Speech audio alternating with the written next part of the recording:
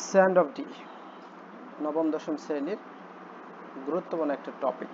Sand of Dee, এই যে sand নদীর যেই বিষয়টা রয়েছে, স্যান্ড অফ ডি তীর। চার্লস কিনসলে এই কবিতাটা লিখছে। কবিতা আসলে স্যান্ড অফ ডি তীর কিভাবে আসলো। তো কবিতার মূল বিষয় হচ্ছে মেরি নামে একটা ছোট্ট মেয়ে, তাকে গরু আনতে পাঠানো হয় এবং সে গরু আনতে যায়ও, যাওয়ার পরে আর সে ফিরে আসে না। সে সাগরের অতল গহ্বরে তলিয়ে যায়। তো পরবর্তীতে জেলেরা তাকে জালে ওঠায়, কিন্তু আসলে এইখানে যে বিষয়টা আসলে দেখায়, জেলেরা তারা তুললো, কিন্তু এখনো তারা জেলেরা নদীর পাড়ে, তারা সাগর পাড়ে তারা সমাহিত করে, কিন্তু এখনো তারা মেরি এই কণ্ঠস্বর সে শুনতে পারে। মেরি চিৎকার করে বলতেছে ক্যাটল হোম, মানে কল দ্য ক্যাটল হোম। এই কথাটা বারবার সে চিৎকার চেঁচামেচি করে বলতেছে, ও মেরি, মানে কবি বলতেছে ও মেরি। মেরিকে কেউ সম্বোধন করতেছে মেরি বলে। গো, যাও, অ্যান্ড কল, এবং ডাকো দ্য ক্যাটল হোম। এবং এই call the cattle home, cattle মানে গবাদি পশু, গরু বা মহিষ, এরকম কিছু বলতেছে যে গবাদি পশু কি করো, বা ছাগল। কল দ্য ক্যাটল হোম, বাড়ি নিয়ে আসো। And call the cattle home, এবং তারা আবারও একই কথা বল, call the cattle home across the sand of Dee. Across মানে এক প্রান্ত থেকে অন্য প্রান্ত, across the sand of Dee. এই যে স্যান্ড অফ ডি, ডি নদীর বা ডি সাগরের তীরে যেই জায়গাটার কথা বলতেছে, এইটা যে ডি বরাবর এক পাশ থেকে অন্য পাশের কথা।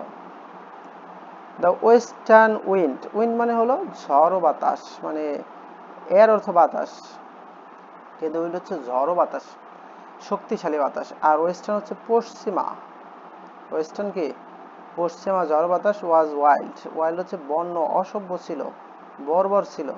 তাহলে পশ্চিমা বাতাস ছিল বর্বর। And dank with foam, foam হচ্ছে কি, এই যে আমরা সাগর পাড়ে দেখি না যে থাকে সাগর পাড়ে, যখন বেশি ঢেউ আসে, ঢেউর পরে ফেনা, তাহলে এই ফেনার কথা ড্যাঙ্ক উইথ ফোম। তাহলে western wind wild and dank with foam, মানে ফোমে পরিপূর্ণ ছিল। And all along she went, সে একাই গেল। অল অ্যালং ওয়েন্ট, সে একাই গেছে এই সাগরের ঝড়ের মাঝখানে, সে কি একাই গরু আনতে গেছে। The western tide crept up along the scene. The western tide, western পশ্চিমা, টাইড হচ্ছে স্রোত, পশ্চিমা স্রোত, crept up, crept up along the scene মানে হামাগুড়ি দিয়ে পড়তেছে।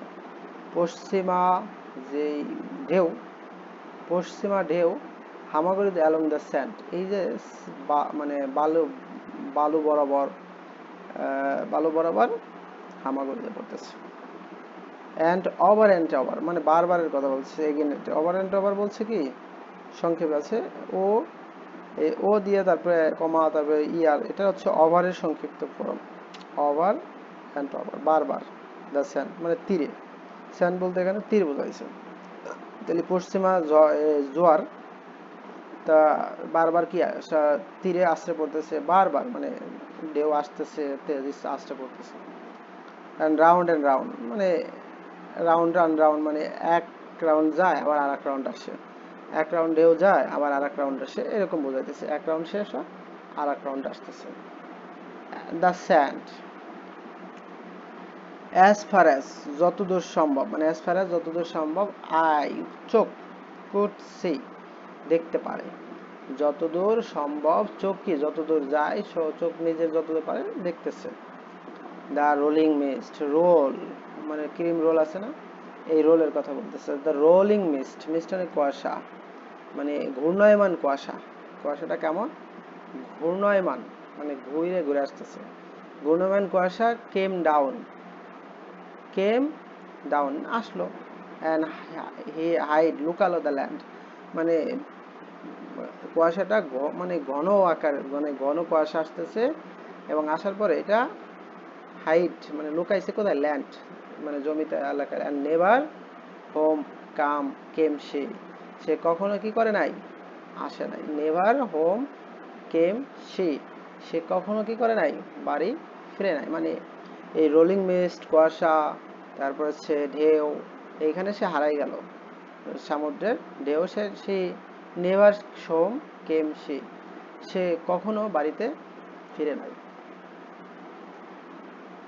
ও ইজ ইট ওয়েট, এখন পরবর্তী ধাপ, ওই যে যখন বললাম যে জেলেরা তার চুল দেখতে পেল, তখন বললো যে জেলেরা বলতে ইজ ইট ওয়েট, ওইটা হচ্ছে আর খড়কুটা, ওইটা হচ্ছে কি খড়কুটা। ইজ ইট ওয়েট, এটা কি খড়কুটা, অর ফিশ, অথবা কোনো মাছ, অর ফ্লোটিং হেয়ার, ফ্লোটিং হচ্ছে কি ভাসমান, হেয়ার হচ্ছে চুল। তাহলে এটা কি কোনো খড়কুটা, অথবা কোনো মাছ, অথবা ভাসমান চুল, মানে প্রশ্ন করতেছে এটা, মানে আসলে জেলেরা বলতেছে আসলে কি এটা কোনো খড়কুটা কিনা, বা মাছ কিনা, অথবা কোনো ভাসমান চুল কিনা, দূরের থেকে দেখতেছে। আর tress of golden hair, tress মানে গুছা, চুলের গোছা, মুঠি, আমরা বলি না চুলের মুঠি, এক মুষ্টি চুল বা এক গোছা চুল, চুলের যে মেয়েদেরকে চুল থাকে যে এক মুষ্টি বা এক গোছা, এখানে তাই বলতেছে। এ ট্রেস অফ গোল্ডেন হেয়ার, মানে তার হেয়ারের যে চুলের যে বর্ণনা দিতেছে সেটা কি গোল্ডেন, সোনালী আকারের চুলের কথা বলতেছে।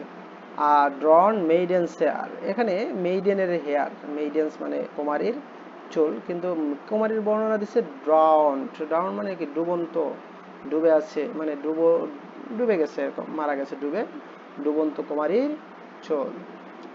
অ্যাবভ দ্য নেটস, অ্যাবভ উপরে, দ্য নেটস জালের উপরে, অ্যাট সি সাগরে, জালের উপরে যে একটা কুমারীর চুল, সে বলতেছে যে এটা কি কোনো নলখাগড়া বা মাছ, অথবা কোনো ভাসমান চুল কিনা, একটা গোল্ডেন ট্রেস অফ, মানে আসলে চুলটা গোল্ডেন, মানে সোনালী চুলের গাছা।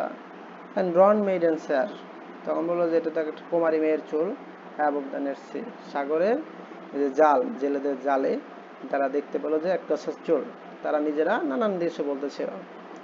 আবার তারা বলতেছিল was never salmon yet the shone so far, তারা আবার বললো ওয়াজ নেভার স্যামন, স্যামন মাছ, was never salmon yet that shone so fair, তাহলে এই যে স্যামন মাছ মানে সবচেয়ে দামি মাছ আর কি, মানে পশ্চিমা দেশে অনেক দামি মাছ, বলছে ওয়াজ never salmon yet that shone so fair, তাহলে এই যে শোন মানে জল জল করা, স্যামন মাছের যে চুল আছে এইটা তো এত জল জল করবে না, অথবা স্যামন মাছ তো এত জল জল করে না, মানে কখনো তো সোফেয়ার এত সুন্দর দেখায় না স্যামন মাছ। Among the stake of Dee, এই যে এই সাগরের যে ডিন, সাগরের স্টেকে যে স্যামন মাছ, এইটা তো কখনো কি এতটা জল জল করেনি, এতটা চমৎকার দেখায়নি। দে রড, রো, রো মানে দারবা, they rowed her in across and rolling foam, they rowed, rowed বলতে কি বোঝাইছে, রোড বলতে তারা দাঁড় বাইলো, হার তারা টেনে তুললো তাকে, এই যে মেরিকে টেনে তুললো, in across the rolling form, এই যে রোলিং ফর্ম ছিল না, মানে ফর্ম ফেনা, এই ফেনা তারা কি করলো দাঁড় টেনে নিয়ে আসলো। দ্য ক্রুয়েল ক্রাউলিং ফর্ম, ফোমটারে আবার তারা বলতেছে ক্রুয়েল ক্রাউলিং ফর্ম, মানে হামাগুড়ি দিয়ে, ক্রাউলিং মানে যে বাচ্চারা যেমন পায়ের আর হাতের কোনোর উপরে ভর দিয়ে হাঁটে, ক্রাউলিং নিষ্ঠুর, মানে হামাগুড়ি দেওয়া ফর্ম, তাই এটা মেটাফোর হিসেবে করতেছে। আবার বলতে ক্রুয়েল হাংরি ফর্ম, আবার এটাকে ক্রুয়েল হাংরি ফর্ম, মানে হাংরি মানে ক্ষুধার্ত, আমরা দেখি না হাংরি মানুষ কেমন, অনেক ক্ষুধার্ত থাকে তারা, অনেক তৃষ্ণার্ত থাকে, অনেক ক্ষুধার্ত থাকে, তাই হাংরি ফর্ম, ফর্মটাকে তারা হাংরি মেটাফোর হিসেবে কল্পনা করতেছে যে hungry form. To her grave, তাকে আবার কবর দিছে, টু হার গ্রেভ তার কবরের প্রতি, বিসাইড দা সি সাগরের পাশে, তাহলে তাকে কি করছে কবর দিছে, বিসাইড দা সি সাগরের পাশেই কবর দিছে, তো তারা তুললো, তোলার পরে তারা আর চিনেও তো না কে কার মেয়ে কি এই সেই, তখন তারা সাগরের পাশেই কবর দিল। এখন মনে করো যে ও ডুবছে এখানে, কিন্তু সাগর তারা নিয়ে গেছে তো আর এক এলাকায়, এখন তারা কিভাবে বুঝবে যে এই এলাকার মেয়ে নাকি, তো তারা কি সাগরের পাশেই কবর দিল। জেলেদের এত সময় আছে নাকি খুঁজে বের করে, তারা কি পুলিশ না, বাট স্টিল, কিন্তু এখনো দ্য বোটম্যান হেয়ার, এই যে বোটম্যান মাঝিরা জেলেরা শুনে, হার কল, এই যে মেরির ডাক, দ্য ক্যাটল হোম, এই যে cattle home, call the cattle home, এই কথাটা এখনো শোনে।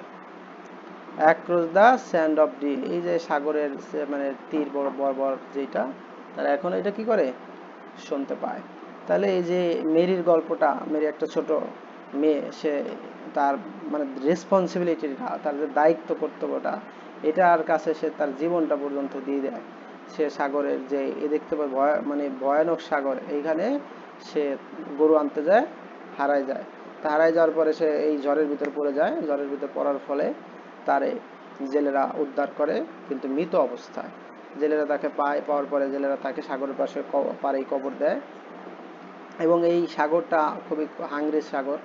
তারপর এই হাংরি সাগরে তারে কবর দেওয়ার পরে তাই তারা জেলেরা এখন শুনতে পায় কি, মানে এই যে তো যখন তারে পাইলো, তখন জেলেরা নানান চিন্তা বা নানান কিছু ভাবলো, যে এটা কি কোনো সোনালী মাছ কিনা, স্যামন মাছ কিনা, অথবা খড়কুটা কিনা, এরকম তারা ভাবলো। অবশেষে তারা তাকে কবর দেওয়ার পরে এখনো তারা শুনতে পায় কল দ্য ক্যাটল হোম। এই বাড়িতে মানে রেসপন্সিবিলিটির কথা বলতেছে, একজন মেয়ের অসহায়ত্বের কথা বলতেছে, সব মিলেই কবিতাটা একটা দারুণ কবিতা ছিল।